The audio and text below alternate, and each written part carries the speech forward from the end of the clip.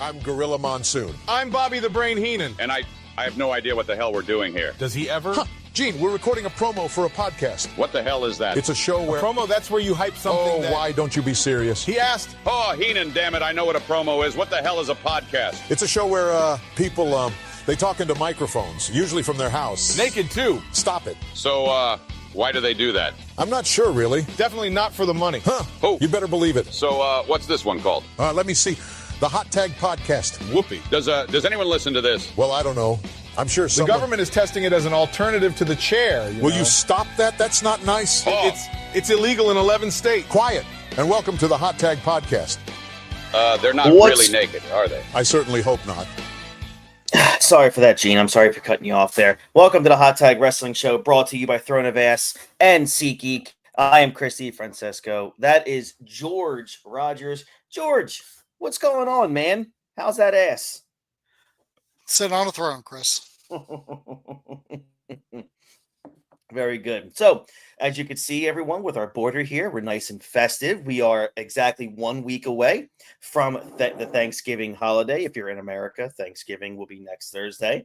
And we're here to cover a massive show. I mean, we are, what is this, the fourth pay-per-view of our 1997, right?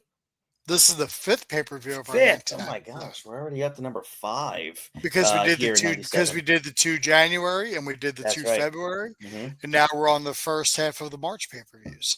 That is correct. And George, Keep what do we have? up. Keep yeah, up. Yeah, keep right? up. Yeah, keep up. Telling me, I barely remember to breathe in and out.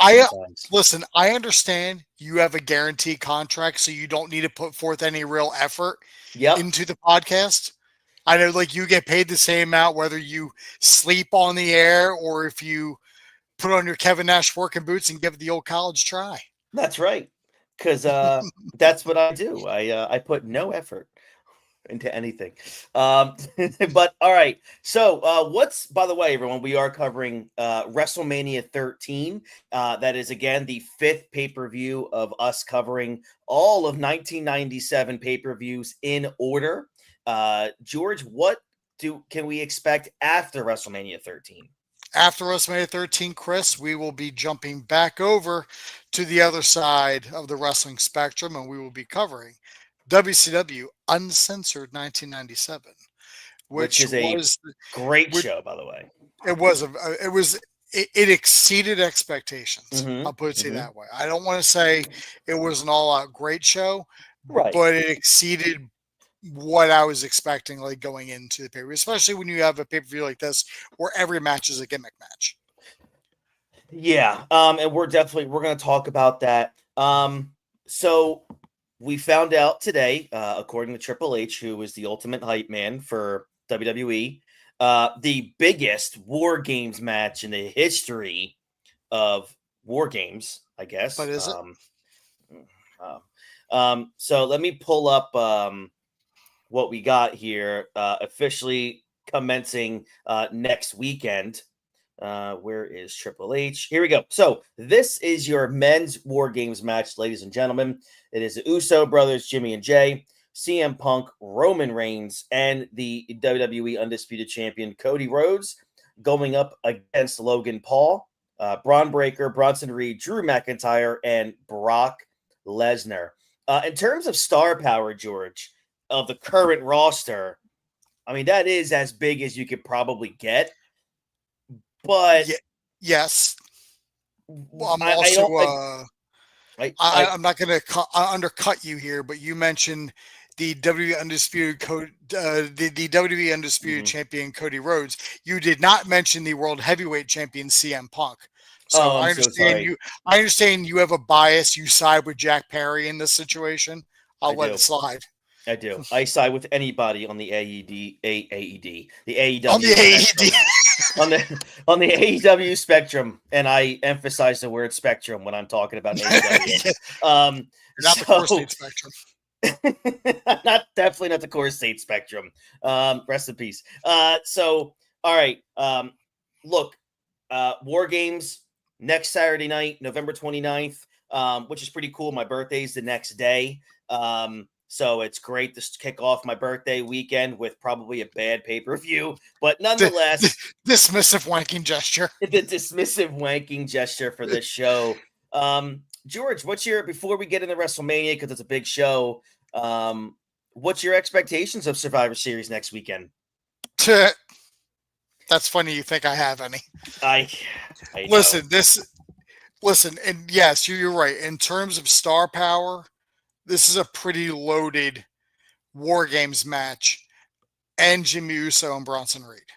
So that's now the only thing that would have made this event bigger in terms of star power is if you swap out Jimmy Uso with Dominic Mysterio. Mm-hmm. God, that would be for funsies. For funsies, yeah. Did you see him talk with Nicholas Turturro? I guess on his podcast. I did. I actually recently, about an hour ago, I saw it. Dom is so dialed in. It is he's going, so about your father. Which one? I got two. It's he doesn't skip a beat. It's he's always ready for it. He's always on. He's always ready. He's so quick with it too. It's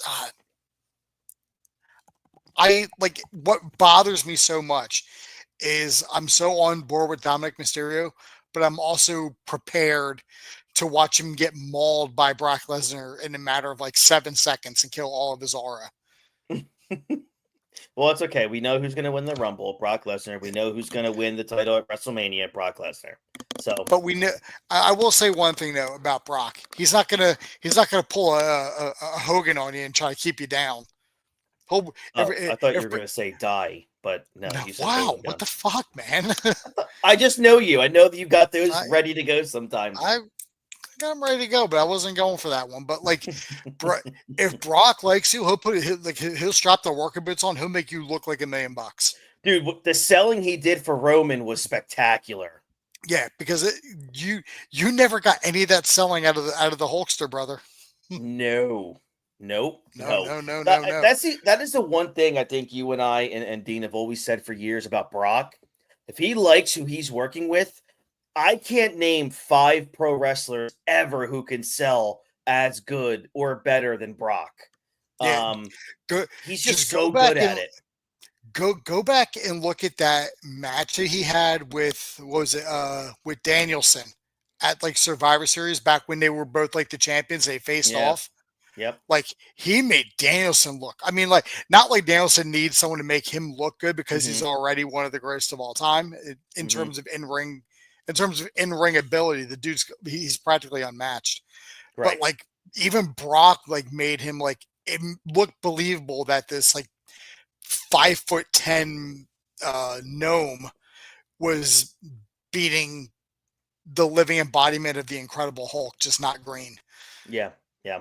No doubt, man. No doubt. I agree with you totally. But everything else happening for Survivor Series, Stephanie Vaquer versus Nikki Bella singles match for the Women's World Championship. John Cena in a rematch against Dominic Mysterio for the IC title. The Women's War Game match isn't complete yet. It's Rhea Ripley, Io Sky, Alexa Bliss, and then 2 other names to be announced versus Nia Jax. I'm assuming one of those names is going to be Bianca Belair. Am I wrong? I think where they're going to go with that is I think Charlotte is going to come back to the team. Okay. Because I think the heels are going to pick up Becky Lynch. And then the faces will pick up Charlotte because Charlotte hates Becky. And then she'll AJ. do anything. And then AJ Lee. Yeah. That's probably what that's going to be. Yeah, that's going to be a squash. Versus Nia Jax, Lash Legend, the Kabuki Warriors, which is Asuka and Kairi Sane. And again, to be announced, the final competitor, like you said, will be probably Becky Lynch. I love Asuka and Kairi Sane right now, by the way. Oh, yeah, they're great. I agree. I'm digging them. But, I mean, I can say, shit, you and I have said before about, the women on these shows that, they're all just so dialed in. They're ready they give to go. A damn. They're ready to make a name. And that's the thing that we talk about. And obviously it came through today that you saw in the message where CM Punk was talking about the contracts, how everybody gets a guaranteed contract. There is no pay bump to be a champion. There's no pay bump for being on a pay-per-view. Everybody basically gets a flat rate, maybe a little bit from like their royalties, here or there. Yeah. And then you and I have said before, it's that, it's weird that the women are trying, but the men aren't. Well, now we know why the men aren't, because there's no reason to try. Yeah, it's great. It's great that everybody's getting paid, because, back in the days, nobody was, you had to be known to get paid. Now everybody's getting paid, which is great. Everybody's financially set. Yeah. But at the same time, you're getting paid no matter what you do. So if you're getting paid this amount, you're not going to try and better yourself, because there's no pay bump to get into the main, to get into the upper card, to the main card. Right. And you don't get a pay cut if you're in the main card and you drop down to the mid card. That's right. But the women, and now I'm thinking about it, the women are trying, because this is still a very heavily male dominated sport. So the women know if they want to be seen on the same level as the men, they have to work twice as hard just to get the recognition. All right, so let's get into the reason we are here. We are covering WrestleMania 13, which the tagline was Heat. Heat, baby. And this is on a Sunday, so this was the first Sunday Night Heat. Yes. You're this welcome. is the let's just say this, at the 13th WrestleMania here, things really began to get very interesting for World Wrestling, the World Wrestling Federation. The roster that was, once very thin is suddenly becoming filled with like an array of talent. You got guys like Rocky Maivia and Mankind who made their WrestleMania debuts on this show, while Stone Cold Steve Austin and Triple H are having much bigger, profiles in their second year at WrestleMania. The main event scene was messy. A month prior to WrestleMania, Shawn Michaels forfeited the WWF title, which we talked about back on Raw Thursday, because of a knee injury, and because, he lost a smile. There were those in a company that believed he was faking the injury, which we've heard for years, because he didn't want to, lose the title to Bret the Hitman Hart. But he was out of action until when? The very next month, May. So due to that forfeiting of the title, they had that the fatal four-way match for the world title at the February In Your House pay-per-view that was won by Bret the Hitman Hart. He lost the title the next day, George, to Sycho Sid after Steve Austin interfered. That set up the two main events on this show: Sid versus The Undertaker for the world title, and Bret Hart versus Austin in a submission match. Going back, George, why do you think WWF chose to put the strap on Bret and then the very next day put it right back on Sid? What I'm going to assume is that there was probably a high demand to have Bret face Stone Cold again. And they probably really weren't prepared for that. And I would assume that they didn't want to try to put the belt on Austin or waste a title shot on Austin if he wasn't going to win it. Yeah. Because how would that look for Stone Cold Steve Austin? Now like Bret wins the title, if a four-way keeps it Austin because they're still feuding number one contender. And Austin loses, and then loses by the way that he does here. How does that make him look in terms of like as a main event star if he can't win that like against Bret Hart? So they probably just didn't want to like throw him up in that spotlight yet. So they're like, let's do a safe route. We'll bill Austin for another year. We'll put him against Bret, and these guys we'll make him look good, and we'll throw the belt back on Taker for a little bit, because we can trust him as champion. And I agree. And Sid is the only other person that you could have put the belt on that Taker was going to want to work with. No doubt. All right, so let's keep moving on here. Obviously, if Shawn was healthy, the likely main event would have been Shawn versus Bret round 2, the rematch from WrestleMania 12. I do believe, in my opinion, it would have been, a ladder match, or it would have been some sort of gimmick match with Bret getting the win back from the year earlier. That was, the popular story at the time. I'm not that upset that they weren't able to have that match. I can remember watching this pay-per-view and thinking how pumped I was for Austin and Bret Hart. They had that Matt Classic a month prior at Survivor Series that Bret won pretty clean, obviously. Then at the Royal Rumble, Austin screwed Bret out of the Rumble win. Then Austin screwed Bret out of the title. He beat Sid for it. When he beat Sid for it, this feud, George, which guess what, newer wrestling fans, I'm really sorry that you don't see things like this, but this story was built up magnificently well, George. And this whole thing started with just Austin calling out Bret Hart while he was away. Exactly. It was like for the first month or so, it was just Austin calling out Bret on a regular basis. It was him carrying it. And I'm pretty sure Vince was like, there was money to be made with him. Yeah, no doubt. All right, so let's get into this. WWF presents WrestleMania 13, March 23rd, 1997, from the Rosemont Horizon in Chicago.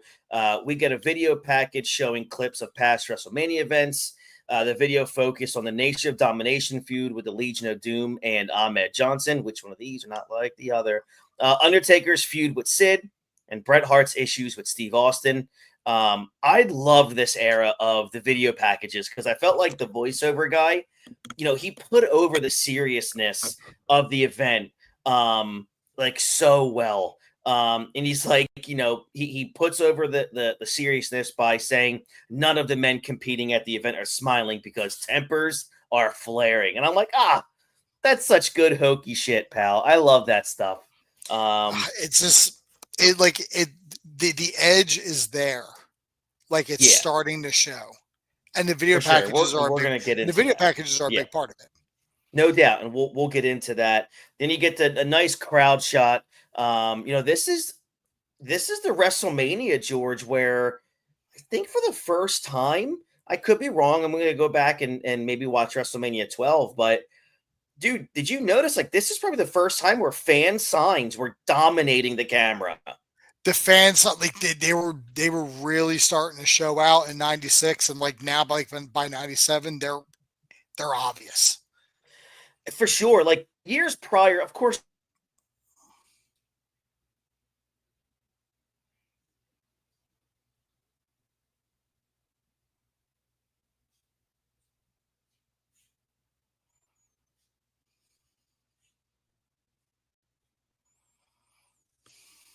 Of 97, we've been talking about, George, how and by this time in 97, WWF was gradually planting the seeds of becoming that better, edgier product that where the big boys play on the other side had been doing it for almost a year now. So WWF is now catching up, and they're doing it in a slower, more paced way. And I feel like what WCW lacked so incredibly, which was their main event storytelling, the WWF over here, the way they were building Austin and Bret, it was just like, God, this is why WWF eventually took over, because they knew how to build up the moneymakers, which is your main event talent. And I think, George, this is the very first sign of it really coming through. And we're going to get to that main event match where it just catapulted both guys in the greatest double turn of all time.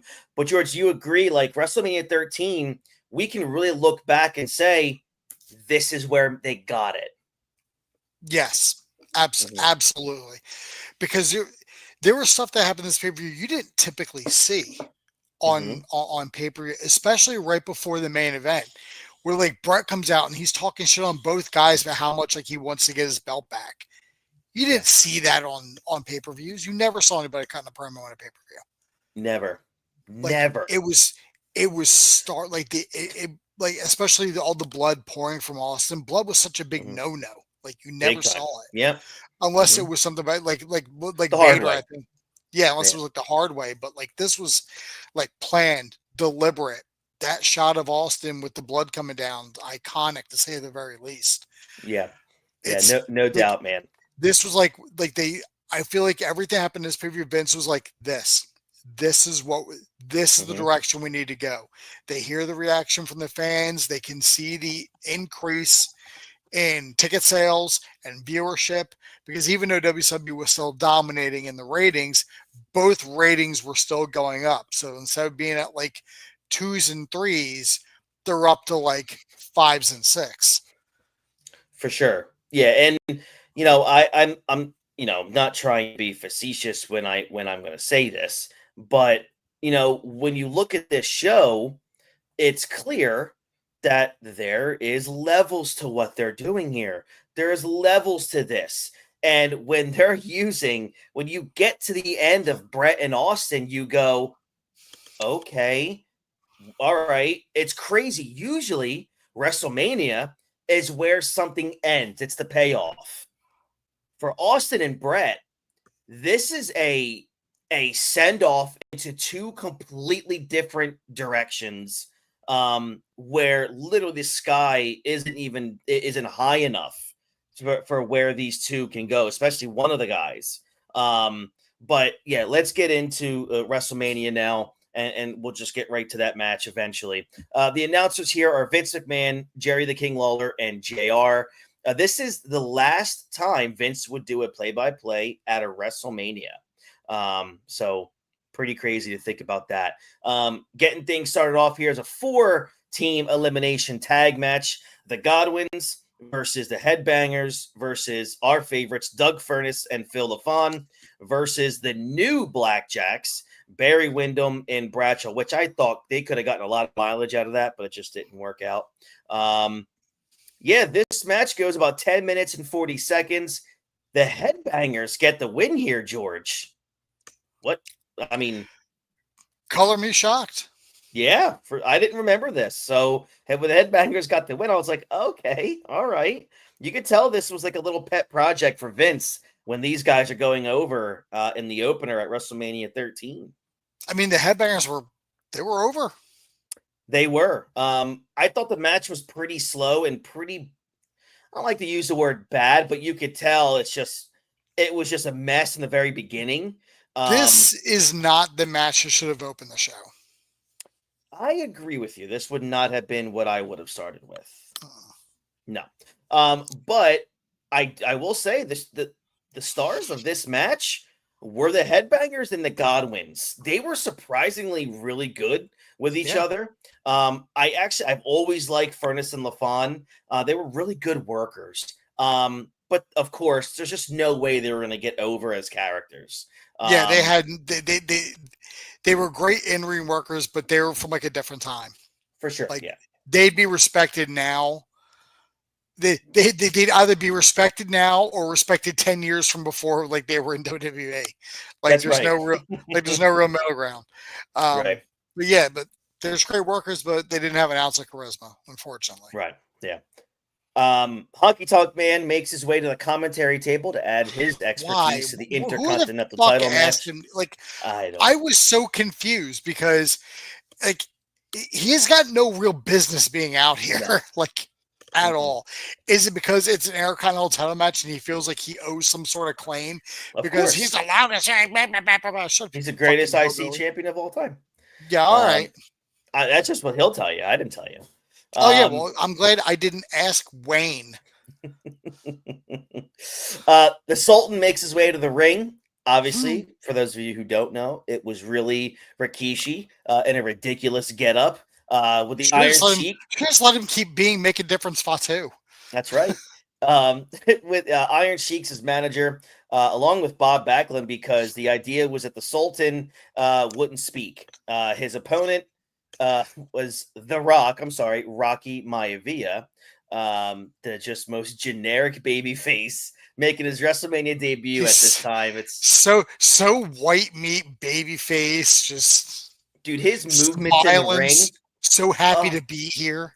Yeah. There's a great sign in the crowd. I don't know if you saw this. I meant to take a picture of it and send it to you, but I forgot. It said, Vince is a god, Bischoff's his bitch. It was good. It was good. What gem is this? Hello, sir. I don't know. Is that a compliment for us? Thank you very much. I appreciate it. So, yeah, this is like there was movements in the ring that The Rock was making that it was just like really cringeworthy to watch. Like I'm like, oh, thank goodness! In like a year, this was just non-existent.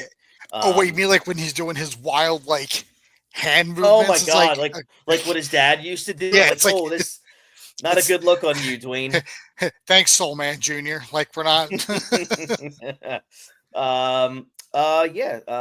Q, this is the Hot Tag Wrestling Show. This is our 250th episode, so we've been around for quite some time. I think like what do we got, like 50 or 60 episodes here streaming on YouTube, and we did a ton of episodes that you can go find anywhere you listen to podcasts. You can see all of our previous shows, so definitely check that out. But stick it here, go to our page, like the video, subscribe, all that fun stuff that I'm supposed to tell you to do nonstop on YouTube, right?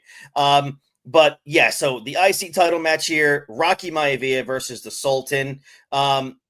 Dude, I don't know if you noticed also, the announcers did everything they could to put over The Rock. I mean, there was a time where he was being booed and you could hear JR purposely like just trying to talk over it.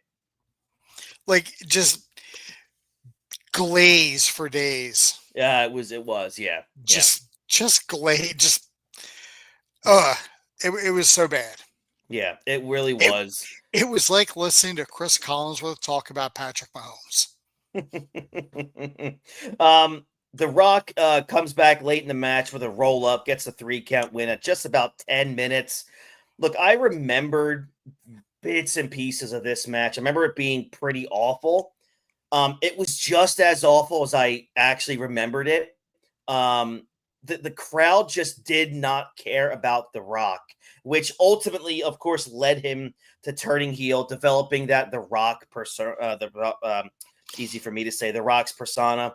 The Sultan gimmick was 1995. Like it was 95 WWF. It was never going to work. There was no way with the current landscape of how the roster looked. The Sultan was the outlier. No, like, and he's getting an Intercontinental title shot. It's like, this is weird. Like, I know. Yep. Post-match, JR tries to interview Dwayne. The Sultan attacks him from behind as the Honky Tonk Man encouraged it because Honky was jealous of anybody that was getting, any kind of airtime. They rolled Rocky in, and the Sultan hit a huge top rope splash. Sheik puts him in the camel clutch. Rock's dad, Rocky Johnson, comes in to make the save, knocking the Sultan down with a series of punches. Sultan attacks Rocky with a flag. Maivia fights back with punches that sent the Sultan to the floor.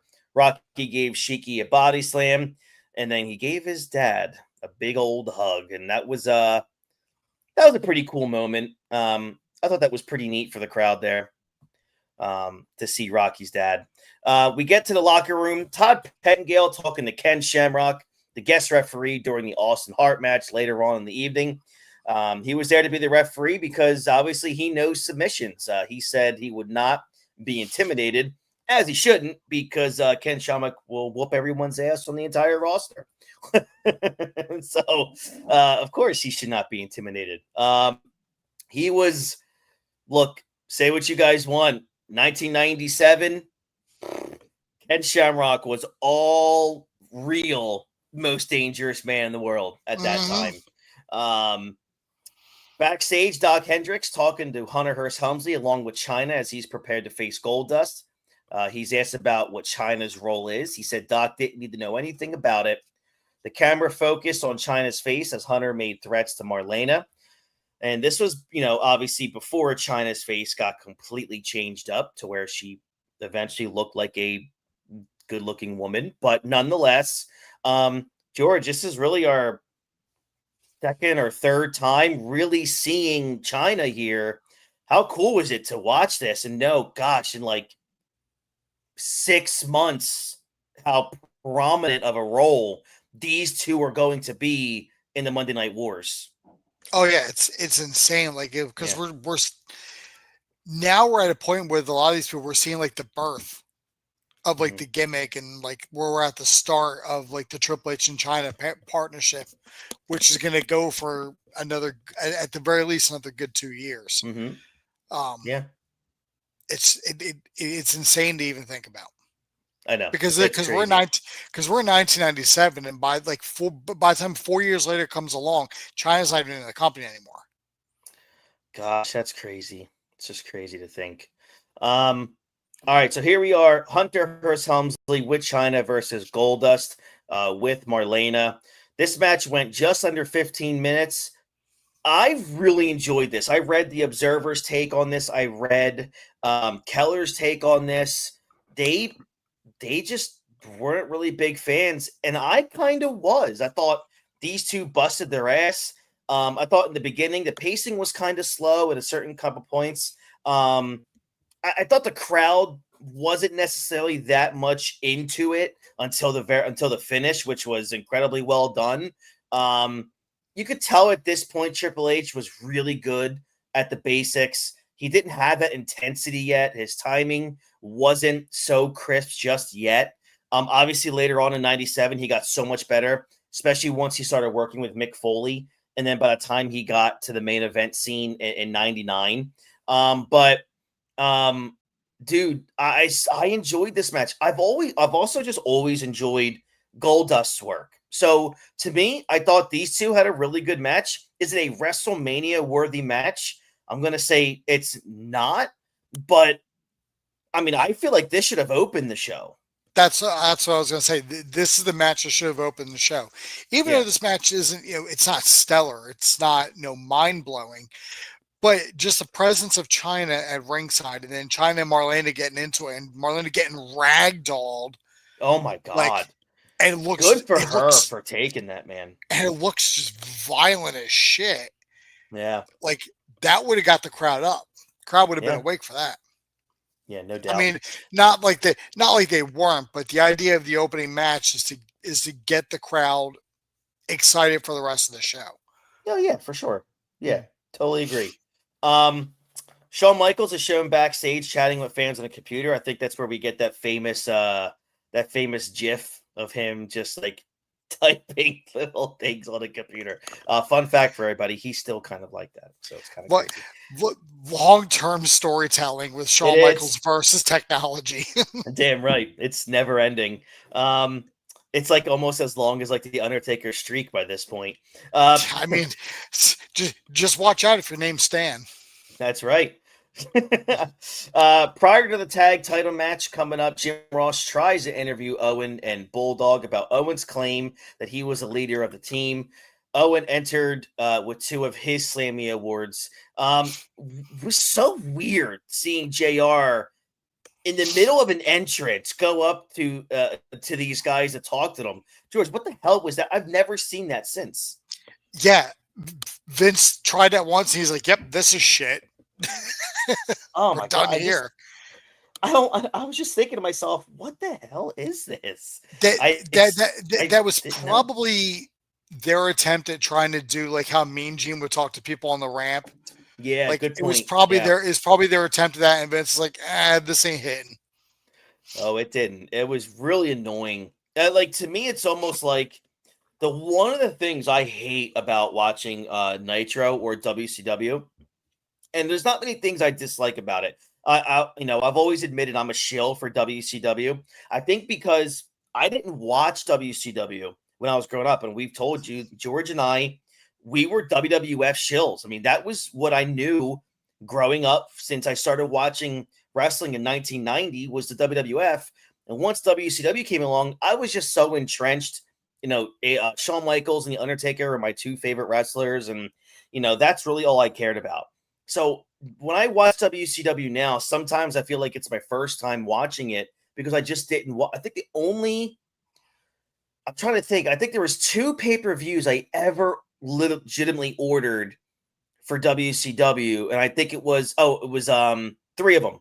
I ordered Halloween Havoc 97, Starrcade 97, and I ordered Halloween Havoc 98.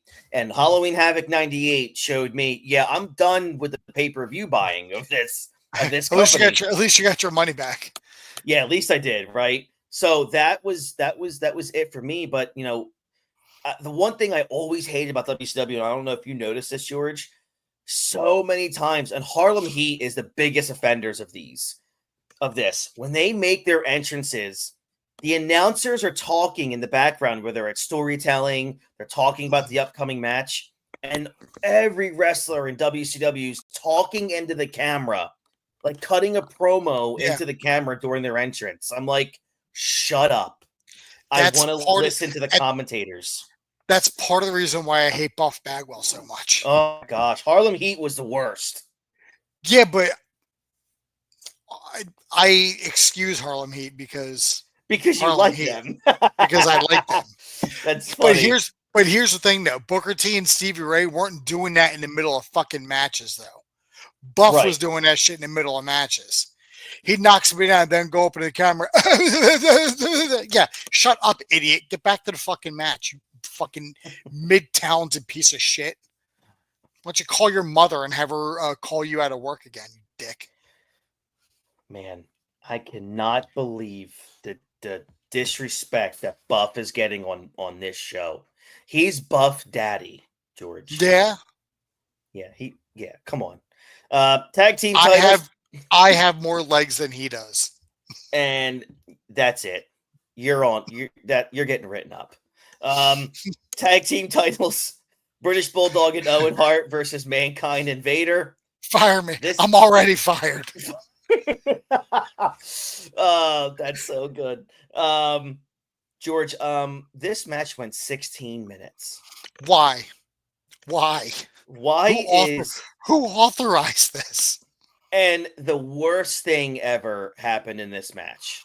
On a WrestleMania pay-per-view, George, double count-out finish. Yep. Are you freaking kidding me right now? Like, I couldn't believe. I'm like, wait, this really happened on WrestleMania? Who were you protecting in this match to where we had double DQ? Who booked this shit? Speaking of who booked this shit, I read a thing today about Russo coming back in 2002 when he was coming back to the company and they were going to have him free. He was going to have like free reign of creative. Yep. And like one of the ideas he had was to strip the Undertaker of the title and then hold a tournament for a new champion because he didn't think Undertaker was hip enough. Vince was like, yeah, we're done here.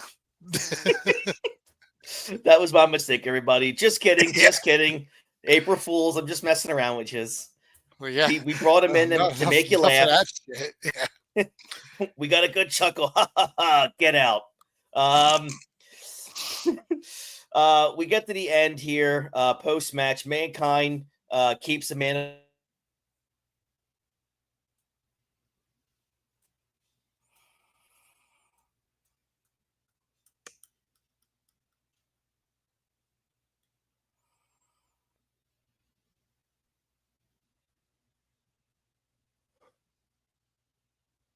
I guess, and it sucks because it leads right into Bret and Austin.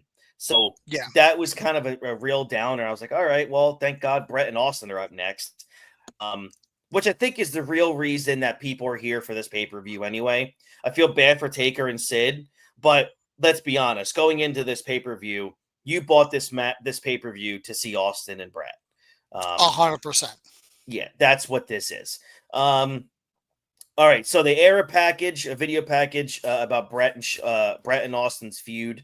The idea was that after Bret left post WrestleMania 12, things changed in the company, and so did his attitude.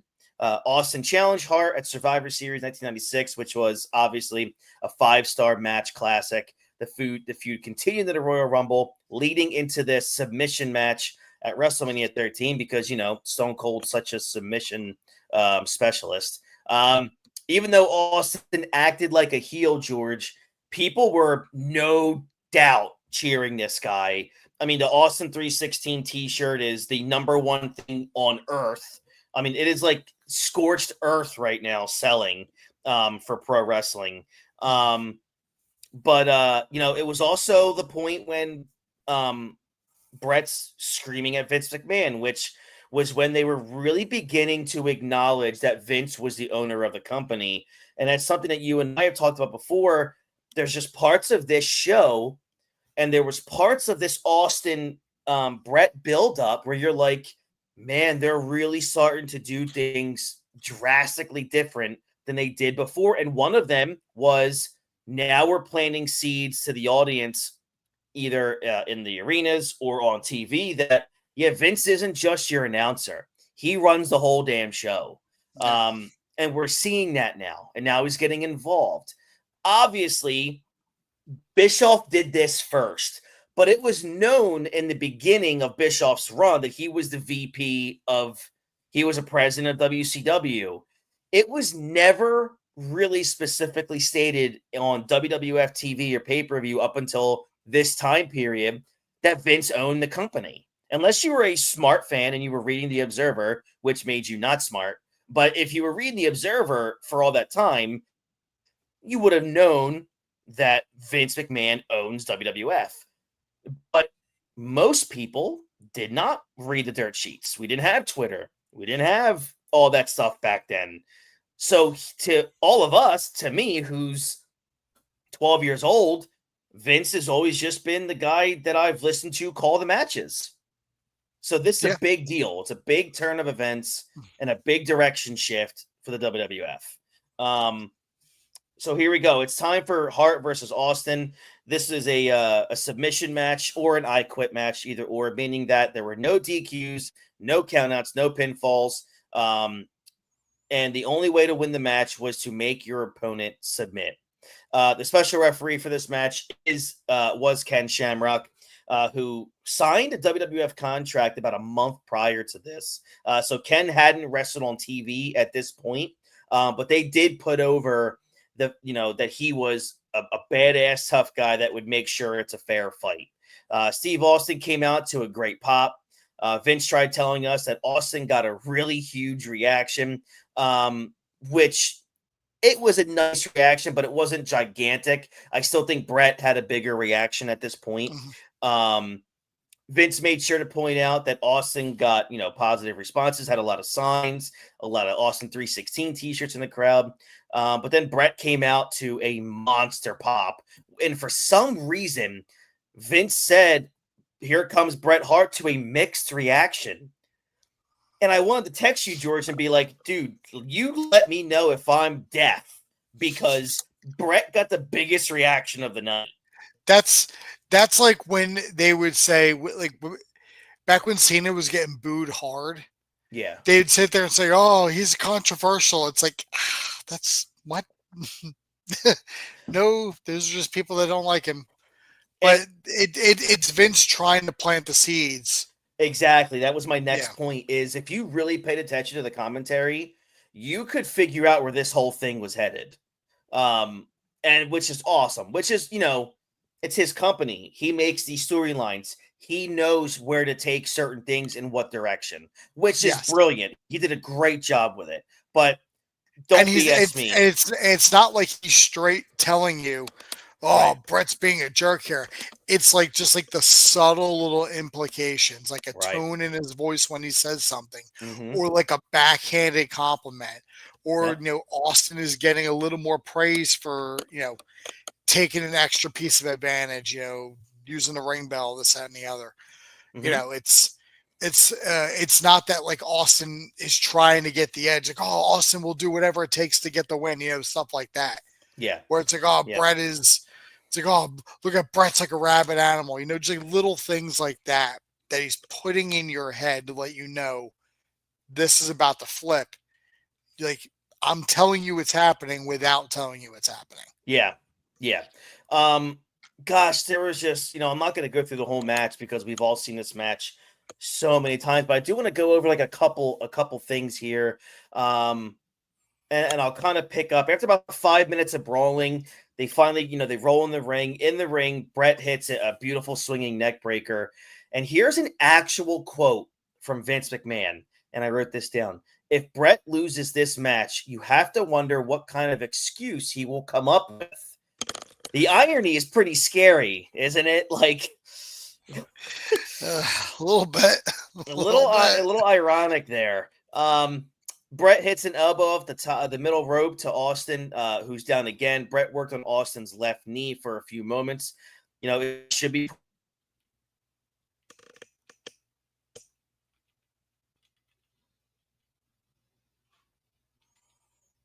Of course, we're heading towards WrestleMania.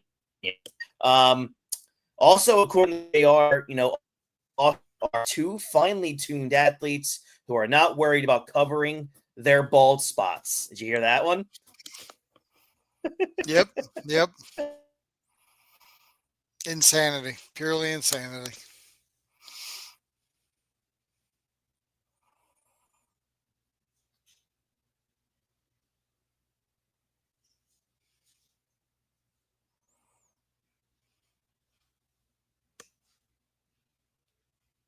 The crowd just sends out a gutter roll grunt, and that chair shot to the back of Bret was brutal. But it makes my teeth rattle. Yeah, and it was so good that Lawler even said even Stu woke up after that. It was so good. It never ends. Really never ends. All right, so let's kind of get to where the match really kind of turned into another gear. Austin tosses Bret outside, but Bret reversed an Irish rip, sending Austin head first into the guardrail by the announcers and timekeeper. Bret followed him as we saw that Austin was busted open. And again, this is where the match just turns it on, man. Bret rammed Austin's head into the guardrail. Austin's blood is everywhere, literally. I mean, it's one of the most famous scenes in wrestling history coming up. Bret punches Austin in the head several times. See, this is where psychology is so beautiful in wrestling that doesn't exist anymore. If a guy loses a ton of blood, he's going to be more likely to give up or, be put into a submission hold and just quit. So it's just pure psychology here that Bret is putting on Austin. Just awesome stuff. Austin gets thrown to the ring post, the steel steps, the guardrail, everything else that could possibly open him up even more. Austin crawls in the ring. You get a close up of Austin's face, which shows that nasty, it's a blade job. Bret did the blade, did the gig. Where most of us, up until 5 or 6 years ago, I'm like, oh, that was the hard way. It was not, but kudos to those guys. Bret hits what's his name? Hits Austin with a chair 4 times in the knee. JR's going ballistic. He's yelling Bret's sadistic, evil, and everything else to convince you he was becoming a heel. And I'm thinking to myself, is this Triple H of 2000? What's JR doing here? Triple H is going nuts. Why? Tell me why, you son of a bitch. But you could tell, and it's again, I mean, Vince set the seeds, planted the seeds a little bit during the entrance, and here we are nearing the end of this incredible match, and JR is telling you he's sadistic. He's a POS. And he's setting up all these things to, after when we get to the end and you see what happens with Bret moving on and moving after this, it's it all makes sense. Because that's storytelling, ladies and gentlemen. I know we don't know anything of that nature. I don't even know what you're talking about anymore. I know. We don't. Austin pulled himself. What are you doing, man? I'm just lying to the people. Austin pulled himself up as he whipped Bret into the turnbuckle, sternum first. I always love that spot by Bret. It's a signature bump for him, and Owen did it great too. Austin delivered some kicks at Bret's chest, threw the middle finger up just for fun. The crowd went nuts for that. Austin gave Bret a super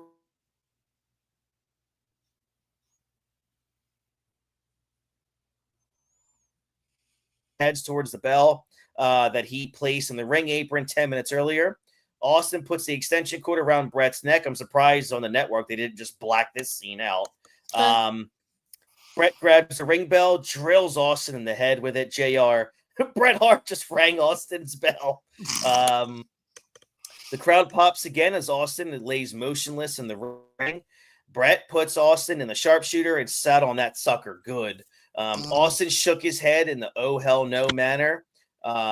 Close up on Austin shows the blood pouring down his face, and that's a logo that we've seen forever. It was prominent on Austin's t-shirts. It's one. I mean, George, it's one of the most iconic moments in pro wrestling history, is it not? It's in every montage. It's in every compilation. It's probably the most famous thing from WrestleMania 13. Yep. Yep. So now we this is where we get to the end here. The crowd is on its feet the entire time for this sharpshooter. Austin's trying to fight this. Austin was in a push-up position. The blood drips onto his teeth and then to his mouth. Bret fell face first as the crowd popped, and the announcers, believed he had broken the hold. However, Bret still was able to crank that sucker back in again on Austin. As Austin reached for the ropes, he failed in an attempt to break free. Austin went for one last push, but he could not find the strength, so he passed out. Shamrock asks very loudly, and you can hear it, "Steve, do you give up?" And that was it. He realizes Austin will not answer anything. He stops the match. Bret wins at 22 minutes and 5 seconds. George, this is one of maybe the second greatest wrestling match of all time. Probably. I mean, I think it's the consensus pick to either being one or two. Yeah. I mean, at the very least, it's on the top 5 of everybody's list. Has to be. It is, yeah. To answer this person, yes, that's coming up next. But yeah, what? All right. Well, we'll talk about it momentarily. Okay. Sure. So, for the first 90 minutes, Georgia, of this pay-per-view, the crowd was dead, I thought. You almost one, and it's rare for Chicago to be like that. But again, we all know that they were here for one match. They put on a clinic in wrestling, in storytelling, psychology, how to use the emotions of the fans to your advantage. There was no point in this match where the action slowed down. It was just 20 minutes of just pure wrestling bliss. It never got boring. Every move they did made sense. Hart was just so spectacular and incredible as the aggressor in this match, taking it to Austin, who, and Bret showed no remorse. He was doing whatever it took to put Austin down. And all he wanted to do was win. And then you look on the other side, Austin, who was coming into this match as a heel, although we all know, he was always a tweener until he became the number one babyface. But, Austin showed the kind of heart that you want to see out of any babyface, even though he wasn't that traditional kind of babyface. When he made that comeback, the crowd was 1,000% behind him and wanted him to get up and beat Bret so bad. So, and of course, that's where the double turn happens. That sharpshooter with the blood pouring down Austin's face is the moment that Austin became the number one babyface and Bret was about to become the number one heel. That was it. And I'm sure it wasn't done on purpose, but they were so perfect at their job that's what came out of this. Yeah. And it changed the trajectory of WWE forever. And here's the best thing about Austin is that people wanted to cheer Austin because he was so different from everything else that we had in terms of the type of wrestler he was, his overall attitude, the way he cuts promos. This is a guy who runs in the middle of matches and just starts beating people up for no reason. This was something new that nobody had ever seen before. And Vince saw it and he's like, you know what? we're gonna really ride this one Mm-hmm. because, and at the end of the day, WCW had no answer for Stone Cold Steve Austin. Mm-mm. Because at the end of the day, how in WCW they talk about how they there's no gimmicks and everybody here is real. Nothing was more real than Stone Cold Steve Austin. Whereas, yes, that is a gimmick, but it's so like anybody else who's watching that you don't realize that it's an act. Right. No doubt, dude. Like, he became the guy that you wanted to cheer. That never say die attitude of Stone Cold is what made him the mega draw. The guy who's literally, everybody hates their job and hates their boss. This is a guy who's beating the shit out of his boss. Yeah. And that's why we always say like this is probably the most important match in the history of WWE, George, because it's almost like, the Austin chant was something that we would hear obviously many, many times over the years, but this is the time when it mattered the most because it was like a harbinger of things to come. Cause it's like, gosh, if this match doesn't happen, if HBK ends up fighting Bret here, do we get the Austin at the level that we got him? Like everything just had to fall into place. It's so weird when you look at all the events that led up to here or that lead up to iconic moments, and you start like tracing little pieces back, and you're like, we don't get here without this, without this, without this, without this. Mm-hmm. I mean, it's so weird when you think about we don't get Austin versus Bret without Hogan signing to WCW. Mm-hmm. Like, you're right. They seem like two completely different things, but when you break it down, Hogan gets signed to WCW in 1994. Austin is hurt, but Austin's also the U.S. champion, so he's the guy that they're supposed to push to be the next main event star. Right. His push gets knocked back because Hogan just came in. To where they're now looking at Hogan, they're looking at guys like Macho, so guys like Austin who've been around, they fall further down the card. He gets hurt and then he gets fired. Yep. And then he goes to ECW and starts shredding WCW. Yep. For everything they're doing. Mm-hmm. And then he snapped up to WWE like literally a month late, like maybe a couple months later after being in ECW. He only had 2 ECW matches. Yeah. Yeah. And that's then and then you figure by the time he gets there in 96, when he's there, WCW is already like getting ahead of steam. They're getting more money. So now they're offering guaranteed contracts that Hogan has to guys like Kevin Nash and Scott Hall. They take those contracts. They go to leave. Curtain call happens. Triple H takes a punishment. He never becomes king of the ring. Yep. Austin becomes king of the ring instead. Austin 316 kicks off. Mm-hmm.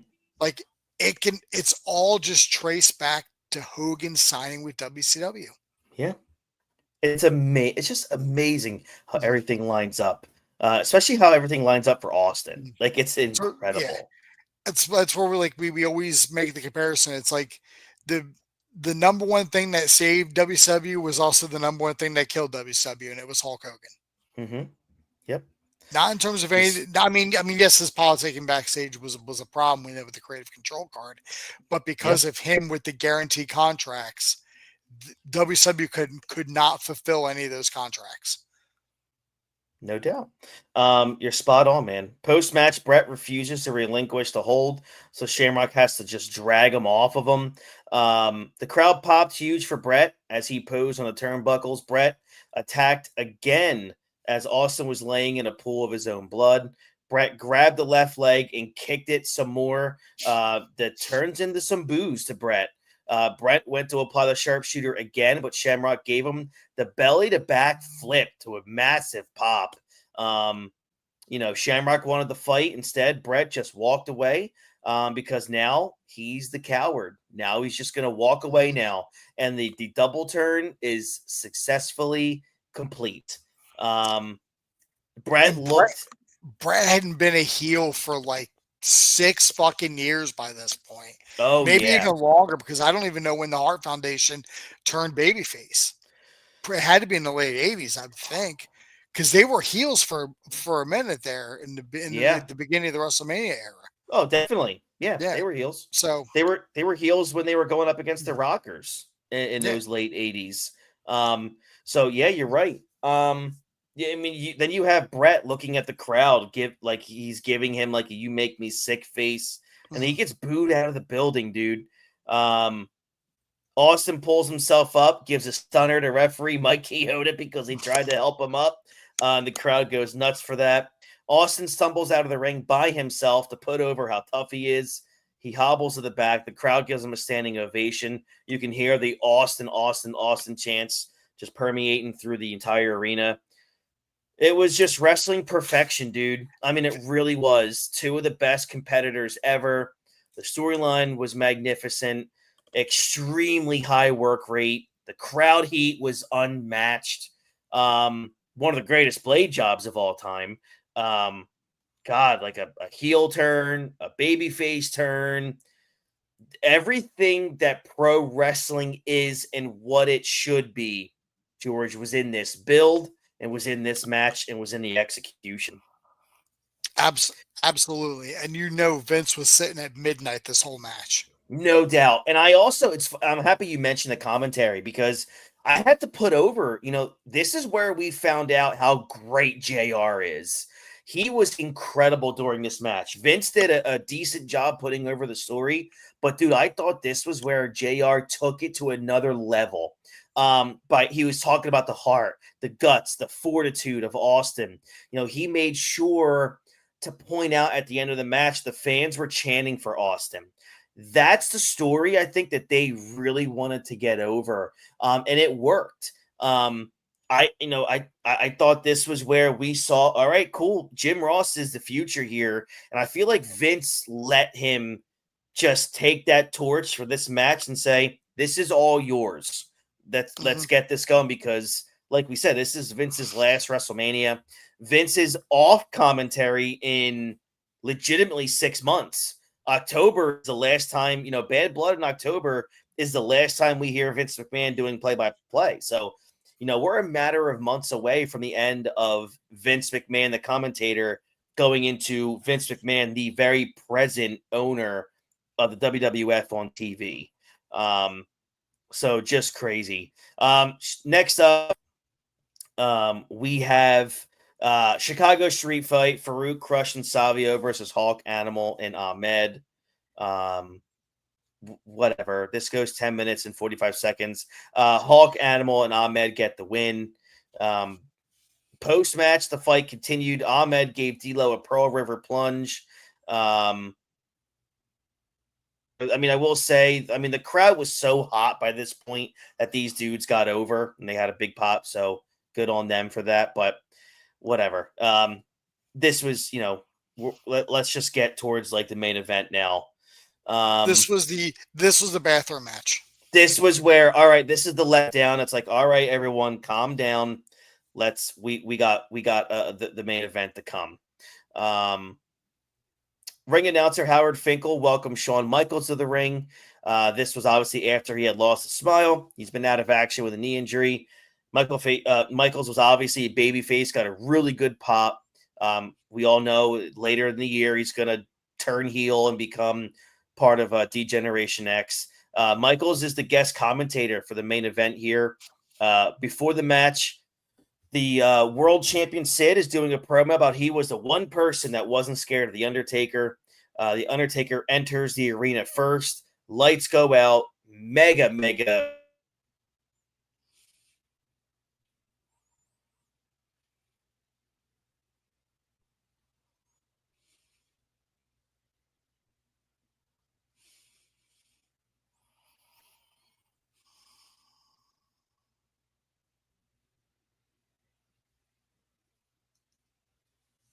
This was also the first time that JR had mentioned kind of the streak. He had mentioned that Undertaker had never lost at WrestleMania. So, and then in comes Sid, who I thought got a really good pop too. You and I have talked about this for years. Sid will forever be over. He was just always over.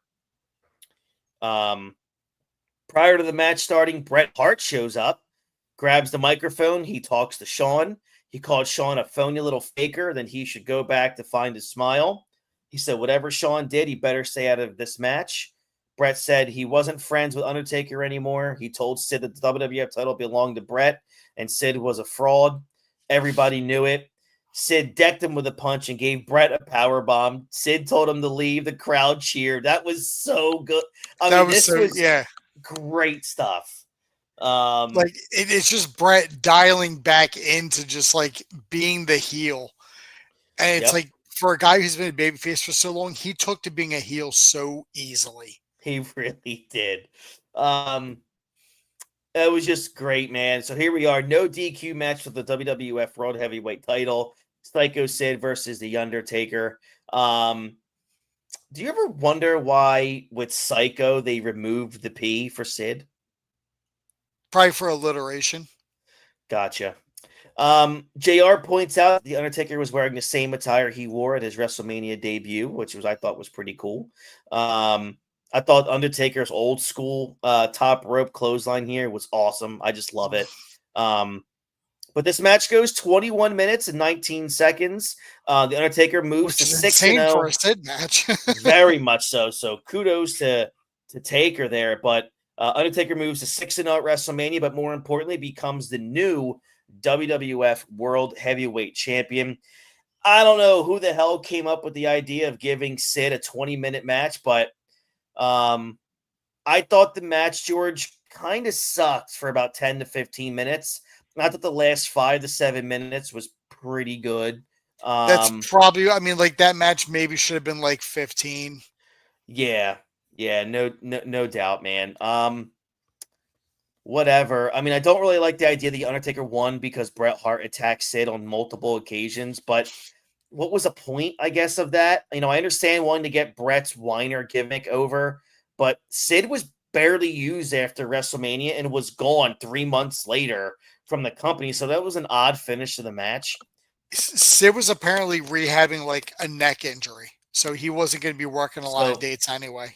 So he goes 21 minutes at WrestleMania. Yeah, why not? To end the show, The Undertaker celebrates with the world title. The crowd cheers him on. That was a really cool moment. I love the ending of that with Taker doing Shakespeare. And it's Taker's second title reign. We all know why the first one only lasted 1 week. Why, Chris? I think it had to do with Hulk Hogan. I'm willing to bet that Undertaker as champion didn't work for somebody. Brother. He had a really good reign too, man. He held this title all the way to SummerSlam, which was a pretty good run in this era, I thought. Overall, George, out of 10, man, what are you giving WrestleMania 13? Like a 4. This is a one-match show. I'm really happy that you said that because a 4 is exactly what I gave it. It was 4 out of 10, Bret. That's you damn right. Yep. So this was I'm sorry to say this outside that one match, man. This was a dog shit show. Yeah. It was the pure definition of a one match show. The Hart Austin match makes the show worth your time. But to me, the 4 out of 10 means it's one match, and the one match was so good that you get a 4. I actually would probably say WrestleMania 13 from start to finish is one of the worst WrestleManias of all time. WrestleMania 12 was not good. Let's see. WrestleMania wasn't good. 11 wasn't good. WrestleMania 14, except for was really bad. 15 wasn't good. God, 15, so many were so bad, but the main events were memorable. That's the thing. Like there was from 11 to 15. Yeah, because 16 was WrestleMania 2000 was good. Yeah, WrestleMania 2000 was good. Game 2. But there was 5 years of just bad WrestleManias. Yeah, That's the thing, and like this was just not good, man. I mean, thank God that match was as good as it was, because I'm telling you right now, this is like a 1 or a 2 show without that match. Mhm. And I hate saying that because I was so excited to watch this show, and I still sat there and I enjoyed it because I know the significance of the show. But I thought, I can't give it any more than a 4. And I know a lot of people look back at 97. So I do actually read a lot of people frowning on 1997 because everyone was so hyper focused on what came in 98 and 99 and 2000. But again, this is why I want to cover 97. I just don't think you can frown on the whole year. Like, this show sucked, yes, but look at the roster that we had: Taker, Hart, Michaels, Austin, Rock, Triple H, Mankind. That's an impressive, array of legendary Hall of Fame talent that's about to take the company over in like 5 months. Yeah. It was obviously not a money-making year for WWF, but again, the seeds were planted in 97 to where the company would skyrocket to being a multi-billion-dollar company within a year. So 97 was so pivotal for the foundation of everything that we have today and the popularity. So if you sleep on 97, I really feel bad for you. I hope you wake up and go and really dig into 97 because it was special and it was awesome. I'm taking a look ahead at the matches for the next WWF pay-per-view, which is going to be Revenge of Taker, In Your House, Revenge of Taker. Okay. Just looking at some of these matches, first off, the main event is Austin and Bret Hart again. And then like the WWF Championship match is Undertaker versus Mankind. Man, and we all know what that rivalry was. Yeah. And the thing is, like, when you look at these, when you look at the televised matches, which it opened with Legion of Doom versus Owen and Bulldog, then Sabio versus Rocky Maivia, and then like the middle match is Jesse James versus Rockabilly, and then you get Taker, Mankind, and Austin and Bret. Like, that's like 2 good matches at the beginning, 2 good matches at the end, and a bathroom break in the middle. Yeah. Oh my God, you're spot on with that. But yeah, I'm looking forward to covering that. Next up, we do have Uncensored from 1997.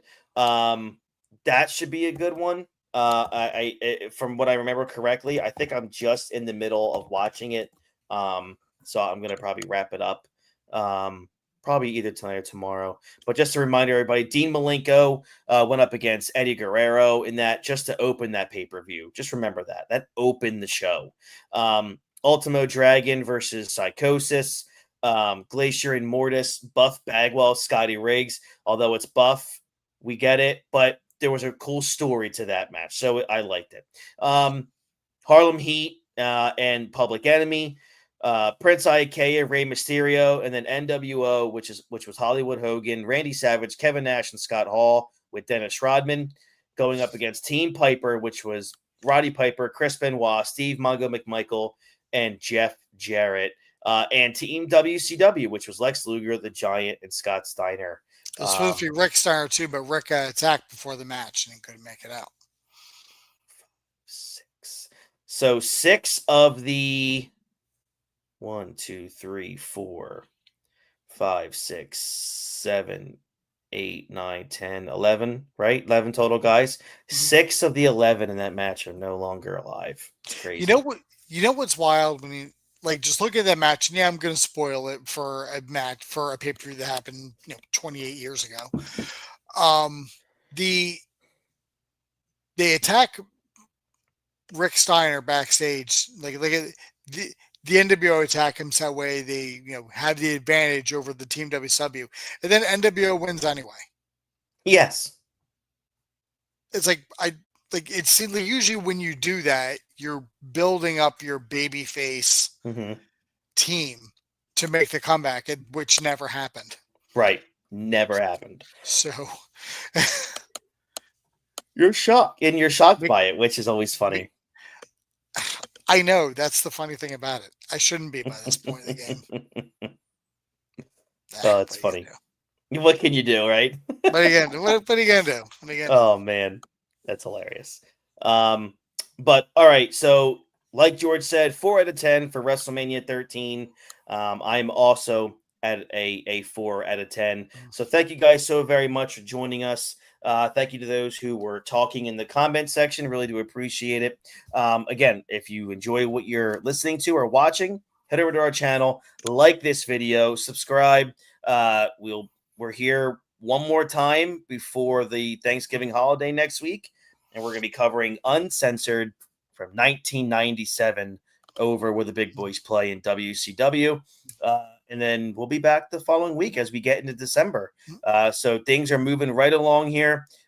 George, thank you very much, man. I really do appreciate it. This has been the Hot Tag Wrestling Show. I hope everybody enjoys the rest of their week and weekend. Take care, everybody. Bye-bye.